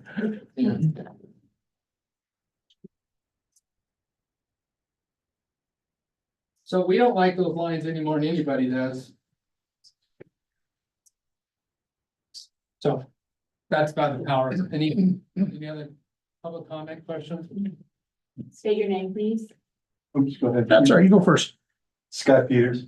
What road, I asked this kind of earlier to show me where the roads are. You've got a lot of stuff now. Come on, is everything gonna dump onto the one main road coming up, or is there another way out of here? This phase 1's in the way, but you got a lot of density coming to the right, a lot more than to the left, and so. So, Everybody's supposed to go up that road, or are they gonna cut Yeah, right through our that- subdivision? well, this is Recreation Lane. Again, this goes way back to the original approvals. That was always there. Now, in addition, the original approvals didn't have any access here or access here. So Okay, those 2 are added in addition. That was Okay. by Washington County Fire and we agreed to do that. yeah, So I know a lot of traffic comes down Sailwater and goes out through homes, yes, including me. So, so this wouldn't get as, so once you hit here, then you got traffic going this way and traffic going this way. You know, perhaps this main here, the people probably drive up here and head out this way. So, But that is the only way going. whatever well, the direction. Recreation Drive. Recreation Drive's the main one out, so that's kind of the arterial, the main one, but you do have the other exits going. Is that wide enough for once this is all done? Yeah, well, right here, it'll get wider all the way down. So. So one. And we found that most of our, and you guys live there, what percent of, your community is full-time residents? Probably about half. So that's what we feel. So even though this is, 239 or probably less, in reality, you probably have, 80 or 100 people living there full-time when it's fully built out. Yeah, but if you put multifamily up there. Eventually someday. Yeah. Purple is all multifamily, right? Yeah, and perhaps there's, maybe there's some. To put another step here, I don't know, this is the main drag through town, it is Longview Drive and it changes to Shoreline Drive. Yeah. So, I know this little piece here is another little 4-lot subdivision coming out this way. To the left of that. So Yeah. that's not yours. This No, isn't ours, no, that's a dead end cul-de-sac. this is a dead end It's cul-de-sac. I know. Yeah. It's minor, but that commercial, is that something that actually is anywhere near in the near future, or is that a long way out? We don't know. Would you sell it off You know- to somebody? And what are we talking about, commercial? And if it's zoned for any kind of commercial? That's whatever the hideout code is for commercial, we'd offer it, whether it's, I have no idea.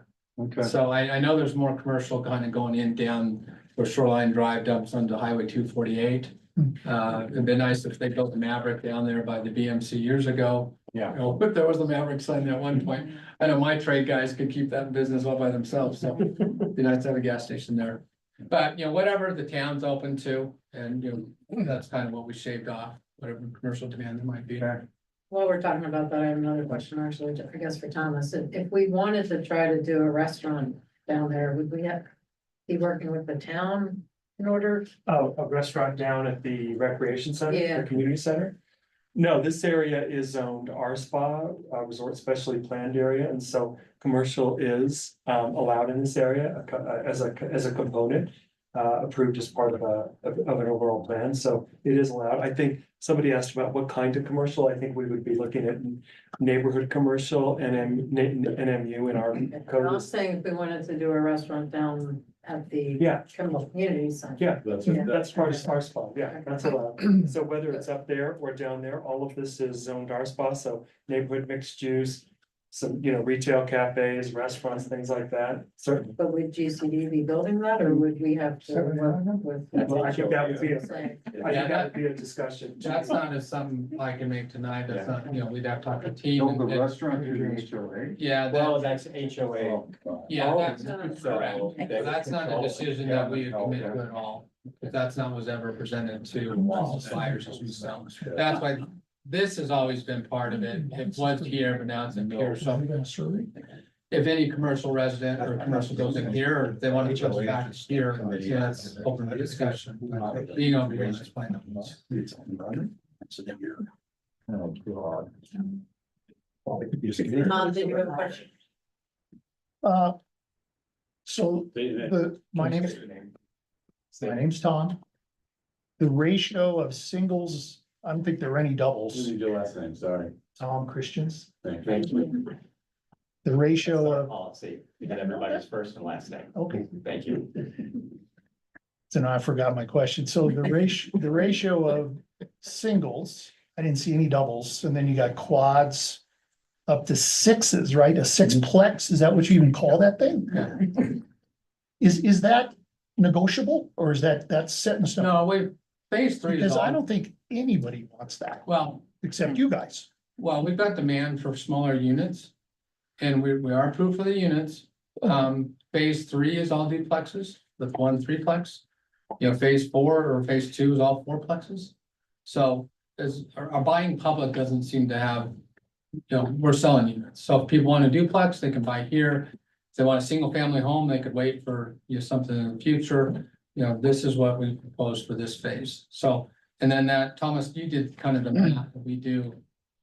700 total units minus, You're right around 425, 430 2 something. minus 47 minus 50 minus. You're 250, 270. And again, we're not gonna get 230 units, it's just, we're not gonna have the demand for that, but even if we did.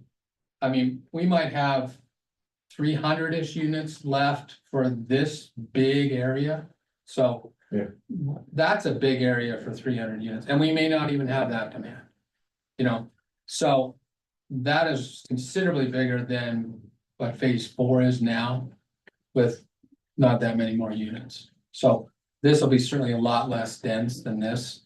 And again, that's why we moved the density away from the single family homes and away from the main drag. So one more question Yeah. on 700 units. Is the Can you state purple, your name? Scott Peters, I'm sorry, the purple. Is that zoned for multifamily and how is that considered a unit? These colors aren't, I mean, but I mean, out of 700, you could have 200 apartment units there or something. I mean, is that part of 700 or we take Yeah, all of 200 off these- 700? no, Or all is of that like these- a building's a unit? no, all these new colors is whatever's left over.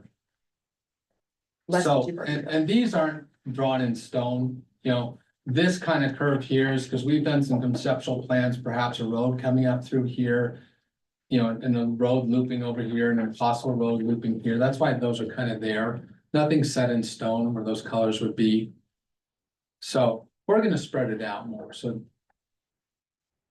I think the question is really getting to, if you're building multifamily, which I assume means you're building, let's call it apartments, that's what you call multifamily? no, a Then what do you call duplex, multifamily? duplex is multifamily. Okay, I thought you were talking Confusion. apartments. Yeah, right, so legally, anything that's attached down, Multifamily to me is apartment. yeah, so let's call it attached homes. Okay, so we're not talking about apartments. So anything that's attached is cool multi-family, we'll just call it attached housing versus single family lots. Okay, sorry. So phase 3 is all duplexes with 1 3-plex, that's still multifamily because you have 2 families living in under one roof. I got you. Okay, Peggy Poca.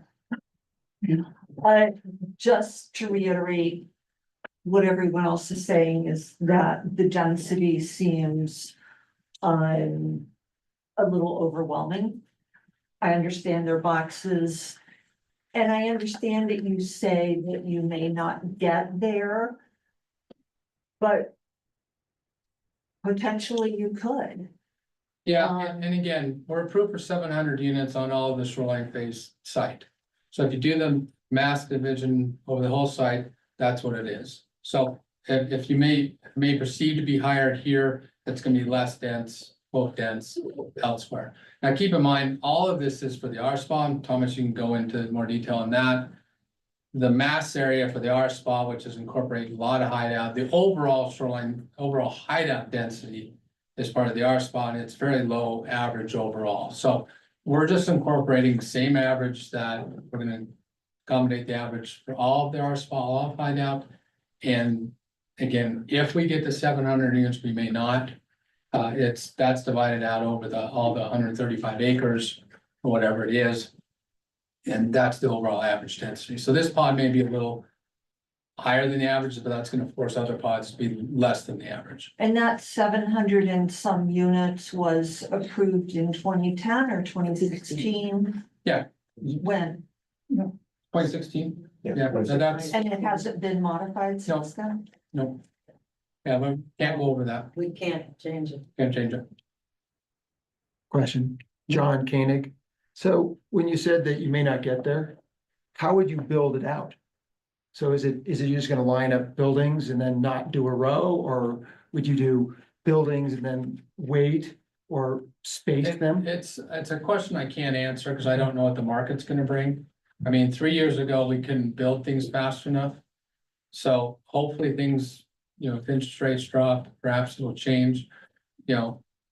We want the ability to modify it according to what the market's driven. Like phase 3, for example, we have all these twin home, you know, larger units. So if you want that, they can buy, but again, we've got a lot of people asking, you know, they've got a good budget, but they don't want 3,500 square feet.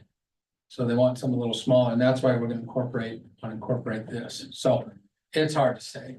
So are you starting with the waterfront? Or are you- Well, what we will start with is this, you know, you can see my cursor again. What's critical is this Vantage pump station, 12-inch main comes up here, it's gonna go down this road, turn up here, go down this road, come over here and tie in by the clubhouse. That'll be the first thing to go in. So that's got, and then these building pads, and no, we probably won't do the front row first. We may do a couple of these here, maybe a couple down here. When you say you're building that, Scott Peterson, you're building that main, is it gonna be on the outside of the houses or on the road? You're not gonna tear up that road or whatever? There's no put that road. The main- sewer main, Yeah, that'll be in the new road. so it'd be all on the new road, it's not tearing up. Yeah, so that's not there now. Okay. And, you know, Brian's kind of on the infrastructure town committee, and he can attest that something's gotta happen pretty quick, and we're committed to put that in Yeah. first thing, And- so we can divert the sewer. And quite frankly, the state requires you to put the infrastructure in first. Yeah. Right, As you should. so, They're digging as you it right should, now. as some builders They're don't actually- do that, but. They're One actually company digging does do today. Yeah, so everything that's going on today, that's under the Mass X grading permit, so that's kind of a separate thing, that's already been.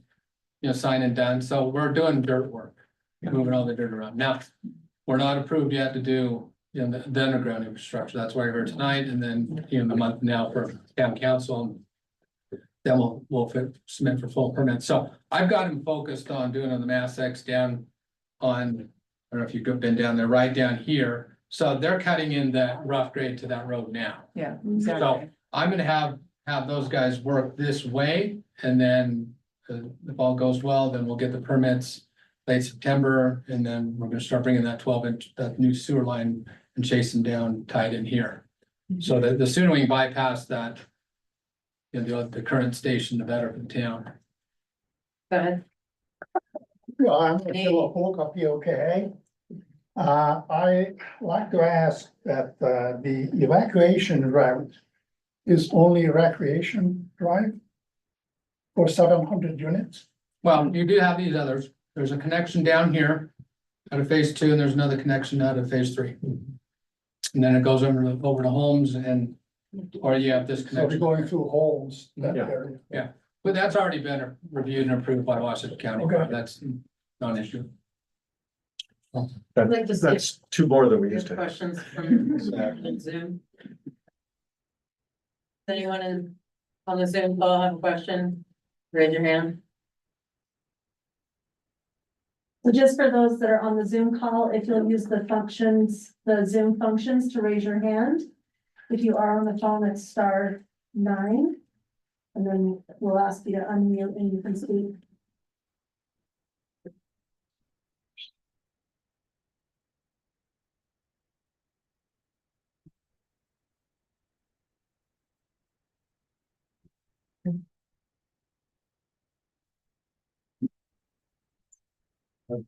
I can't find that, I guess that's no questions.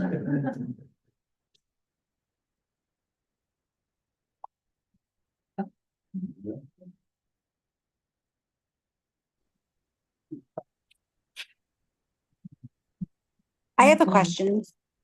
Go ahead, Catherine. Were the total number of units approved by phase when they were discussed in 2016? Catherine, really quickly, I'm sorry, can you state your name for the record, please?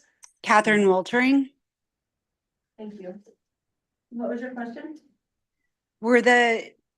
Was the density approved with the number of units by phase, or just at no point was there a discussion of the number of units per phase and it was just approved as 700 and some total? Yeah. It was approved as a preliminary plan, not by phases, so it was holistic that the 700 were approved.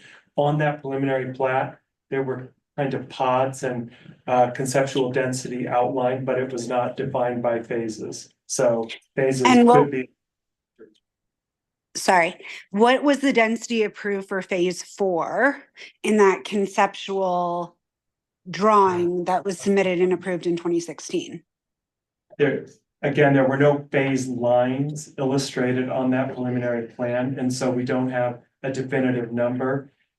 If we overlay this proposal tonight on top of what was approved in 2016, this is different density. These are these are six plexes, four plexes, five plexes, where that showed some single families we discussed earlier and some duplexes. So this has a higher density than that, which is why we may work with Glenn a little bit on that to see if there's some negotiation and changes that we could do, but there were no definitive phase lines on that plan.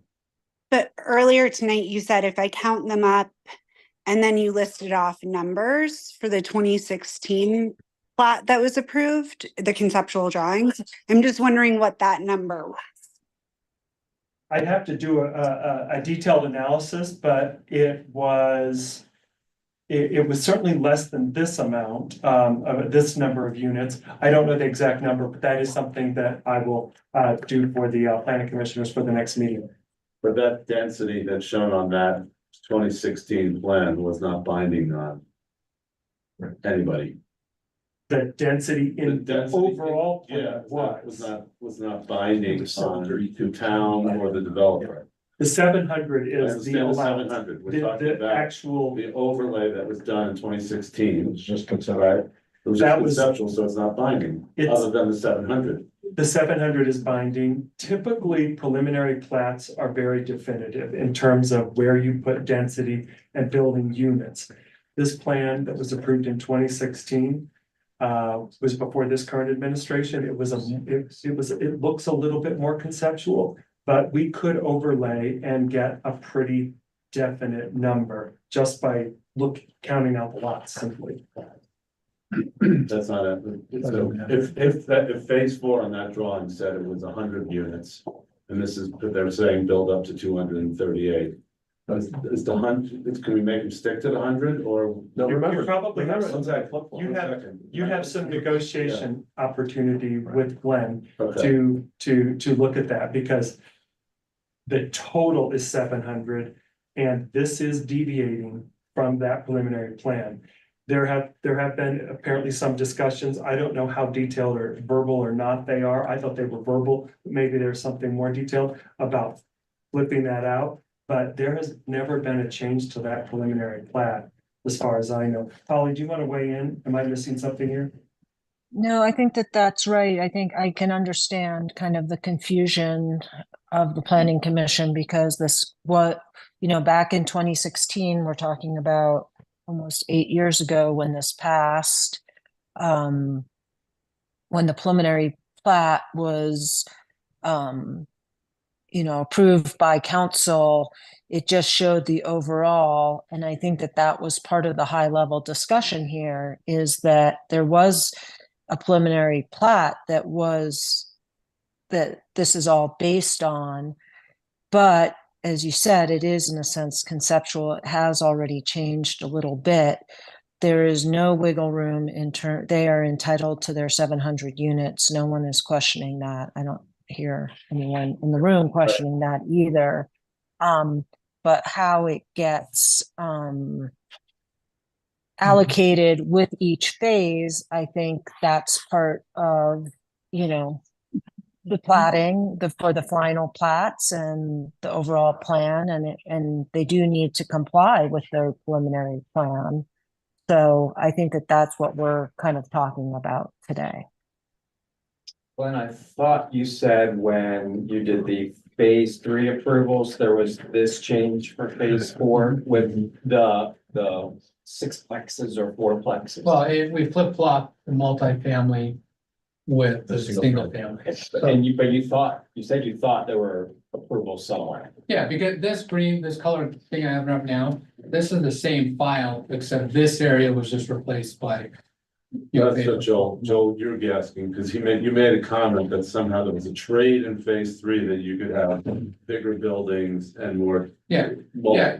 So where's that? And that's, I guess, and probably that would be my question to you or you is, where is the document? Is there a document? Where is the document stating that can be done off from the original preliminary, So that showed single The families. MDA allows some flexibility. Sure. In that. And Right. So again, the overall big picture, we're entitled to 700 units. And I understand that, So- but I guess my question is, if you have a legal document saying you can do this, we certainly have to agree to that. But if you don't, what precludes us from saying, okay, you can have these sixplexes, you can have your 700 units, but we want them up in the purple space? Yeah, I have. That's my Yeah, question. I get it. So maybe that's a legal question for, to dig into the MDA and then go back to the other. approval. The other documents. So, yeah, so tonight we're here for this phase for 239 units. Well, Right. I'd Can I actually ask a like, question? let me just say one thing. I'd like to know what you think of dividing them into two sub-phases. No, we need to do it all at once. So we're here for this whole phase tonight, especially since the 12-inch main has to go through. Now, we're not gonna build all this at once. You know, that's gonna be divided up into different sections. In fact, phase two, we did 3, maybe 4 plats. So that's just done through staff, you know, individual plats. Phase 3, that was 2 plats. Phase 1 was 3 plats. So now we're here for the overall phase 4 approval, including the clubhouse, the village center, all the infrastructure, you know, for this. So, you know, again, we're probably not gonna get the 239, but we're here for those approvals. And, you know, keep in mind, if this drops, then that could just make more higher density somewhere else. So again, whatever, this is 50% open space. You know, whatever the numbers work out, this isn't high density, you know, I think it's 8 units per acre. That's literally taking 4 or 2 fourplexes and putting them on a football field. That is not high density. You know, you may think in your head, you know, high density is when you're in the upper teens, 20 units per acre, you know. There's single family home developments that have 8 homes per acre. You know, so in reality, this is quite a bit of open space with, you know, landscape areas. And, you know, picture that, take 2 shoreline fourplexes, put them on a football field. That's all this is. So it's pretty wide open in reality.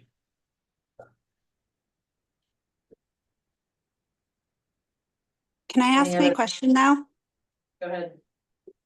Whose burden is it to show whether or not there is a legal agreement to change the preliminary plat from 2016?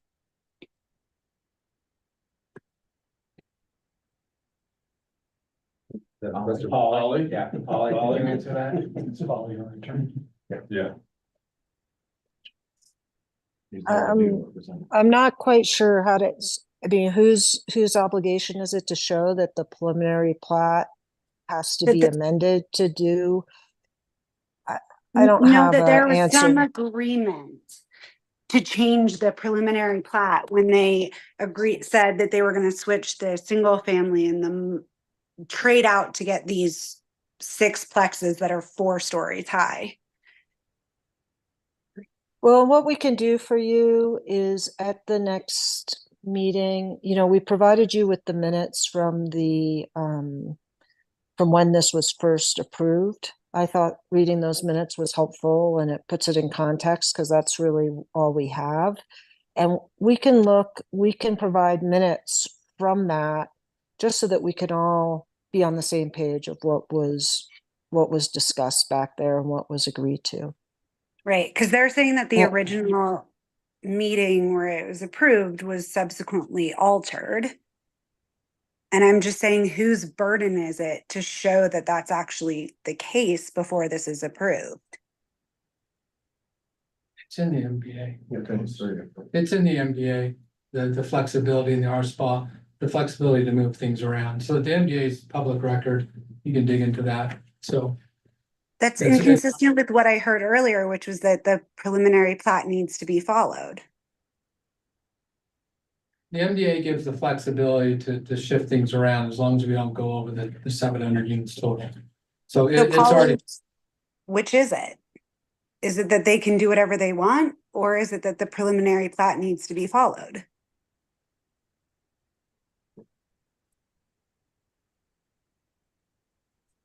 I can research that and I'm sorry, I didn't catch your name when you Catherine started- Woltering. Okay, we need that for the record. But I can kind of try to put something together for the next meeting that addresses that. It's not a black and white issue here where the preliminary plat was more conceptual. You do have some ability under the MDA, but I agree that it's not like anything goes. And, they still have to comply with the R spa. Obviously, they have to comply with the R spa zoning and all that. So, it's a little bit of a balancing act. And I fully appreciate that, but I know that a lot of people bought houses and units looking at the preliminary approval of the plat, and now it's going to look very, very different. And that may be something for homeowners to talk to the developer about, because it's been the same developer. Again, all this flipping these pods came at suggestion of homeowners living in Silver Sky, as well as previous council members. So it was brought up and raised by them. At the time, we didn't know. So this whole flip was at suggestion of Hideout residents. Yeah, I remember.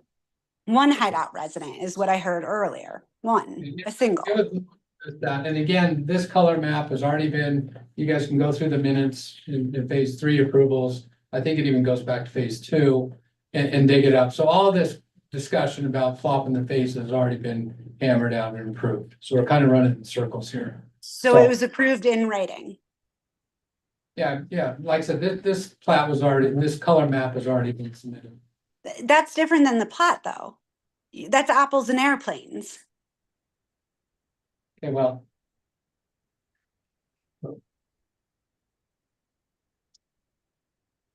Polly, I would just appreciate someone looking into it so that we make sure that everybody is entitled to do what they're legally entitled to do, but that if it's something beyond that, the residents get a voice and a vote.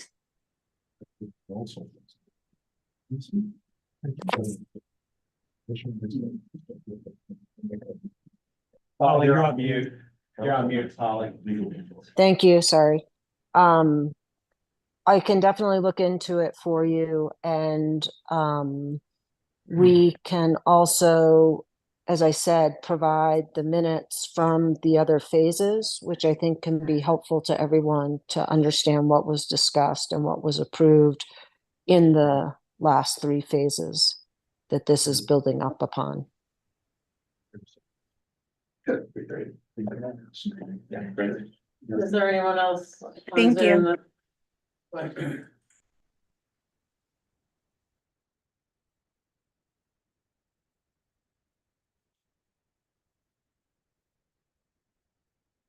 Yes, I'll check it as a no. Okay, so what do we do? Is there anybody else in the room that has a question or comment? Yeah, my name is Mike Hicks. I just have a question about the timing of the turnover of the HOA to the homeowners. That's not a discussion. Yeah, we can chat. Planning commission. Okay. Okay.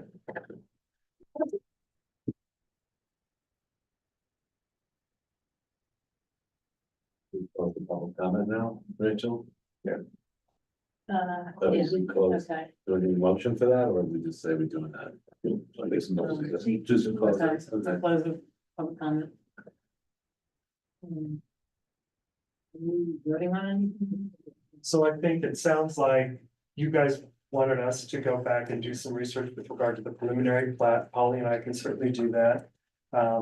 We also want to make sure there's some additional materials we'd like to get from Glenn and make sure that we pass all of this over to the town engineer who is just starting up with the town. So he's only been with us for a few weeks and he's drinking from the fire hose, and this will be his first big project. And so we certainly want to make sure that he has an opportunity to review it and prepare the comments for you.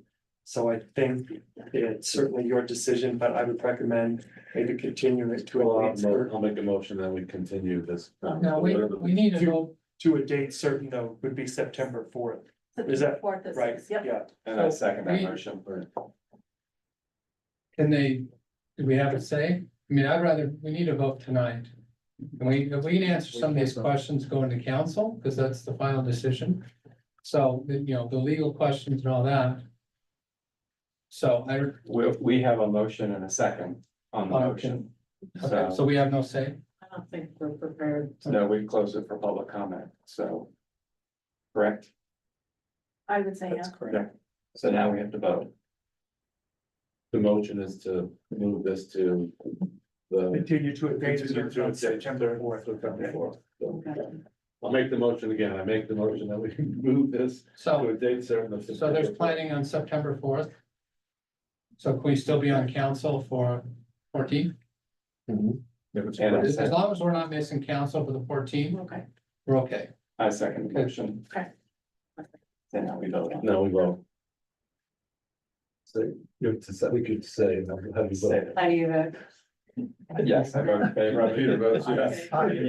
Yes. Okay, yes. First meeting in March.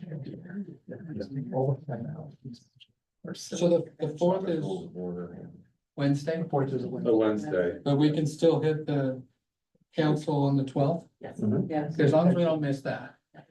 And then at that point, then we'll have to get a final vote. I guess that just happens, so. Okay, And Glenn, I want to thank you. Yeah. Your descriptions were, your drawings were thorough. Your landscaping, thank you Yeah, for you're bringing welcome. all Thank you that for your to us. time. So we appreciate that. I appreciate your patience answering everyone's Oh, sure. questions. Anything else? All right, so I guess the attorneys need to look into the MDA, which again, gives us the flexibility. So again, that's not a question about flip flopping and stuff, but we can get the attorneys on our side and probably look at it. It's the same proposal, so whatever density, again, I don't think we'll get there, but if we don't use it here, we're gonna use it somewhere else, and it's just gonna get moved up closer to the single family homes. It's a balloon you squeeze. Yeah, exactly. We're squeezing one end, it's going somewhere else. So anyway, and so if there's any other information we need for the 4th, we can provide it. So, Council. and then, Thomas will follow. yeah, and then we'll just be ready for council on. Okay. We're ready to move That on. was pretty. Yeah. Thank you. Anything else for Thank me? you. No. Okay, so if anybody has direct question for me, we can go upstairs.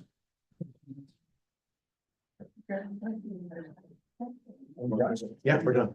No, well, We're not. we're discussing another, What's next? we're discussing, Elkhorn Springs. No, I don't.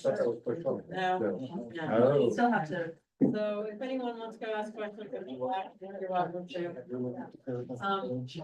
So the next item is the discussion of possible recommendation to the Hideout Council regarding amendment of zoning map to So keep on dropping, you can go upstairs and still our committee meeting. Thank you. the Elkhorn Springs development from mountain zone to neighborhood mixed use residential.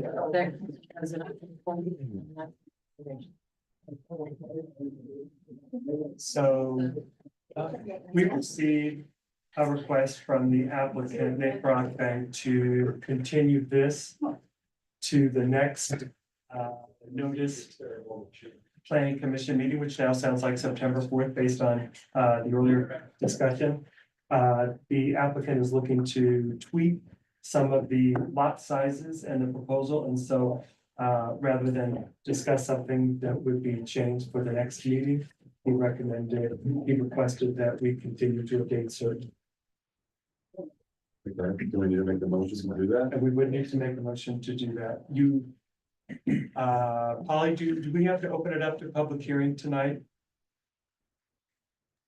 Sorry. Yes, you should open up the public hearing since it was noticed in case anybody from the public came and wants to speak. They need some background on it. We're down to two. Well, there's also There's some people folks online, but does anybody? Yeah, just by way of background, this is a proposal for Elkhorn Springs. This was for rezoning from mountain to higher densities in terms of residential and neighborhood mixed use. The applicant presented a concept plan to the planning commission about a month and a half ago. That was approved, and so they're walking through the process for rezoning. Again, they've made some revisions since the last time they were before the planning commission, and they're going to make some additional revisions, and so their request is to come back to the next meeting. But if anybody had any input or questions with regard to that rezone, I think the chairperson has opened it up to the public, so. One quick question, did you say that, I thought that was just a presentation that wasn't voted on the last meeting? Oh, I should say for the concept plan, it's generally a head nod, yes, proceed, or no, do not proceed. It is not a formal vote, and so that is correct. Right. It's not a formal vote. Planning commission gave a head nod, generally recommending that the applicant proceed with the rezoning, moving on to the next step. So Brockbank is not here, He is not. so we're just moving. So, Discussion. so is there any public? Open to the public, open to Right, the 'cause public. it's on the agenda, so does anybody online have any comments Questions? or questions? Once again, the way to do that is to use the Zoom function to raise your hand. And then we'll call on you and then you can unmute and speak. This is only on the Elkhorn Springs rezone.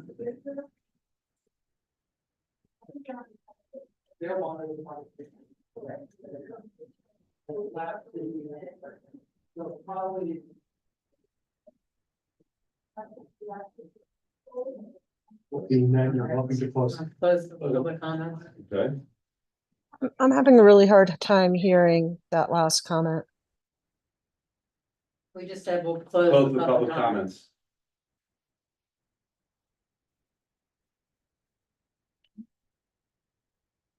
So that's 2 and 3 on the agenda, Is that the Item one? they're both tabled. That's item 2. So it's item 2 and 3 would also be continued as well, yes. Because he's not Because here to answer. without rezoning, there can be no preliminary subdivision review, yes. Right, okay. And we pretty much already just rescheduled, so. You would need to vote to continue to the September 4th meeting for item number 2 and item number 3. Can they combine those, Polly? In the Sorry. recommend, Yes, they can. Okay, so I think- I'll make a motion that we continue items 2 and 3 on the agenda until the September 4th meeting. I'll second that. Okay, so we'll take a vote. Peter, In favor? Joel, Yes. and yes for me. And that's at 6 p.m. Just to clarify. Correct. perfect. So now I'll make a motion that we adjourn the meeting. I second. All those in Peter? favor? All in favor? Yes. Yes, meeting adjourned. Okay. Nice.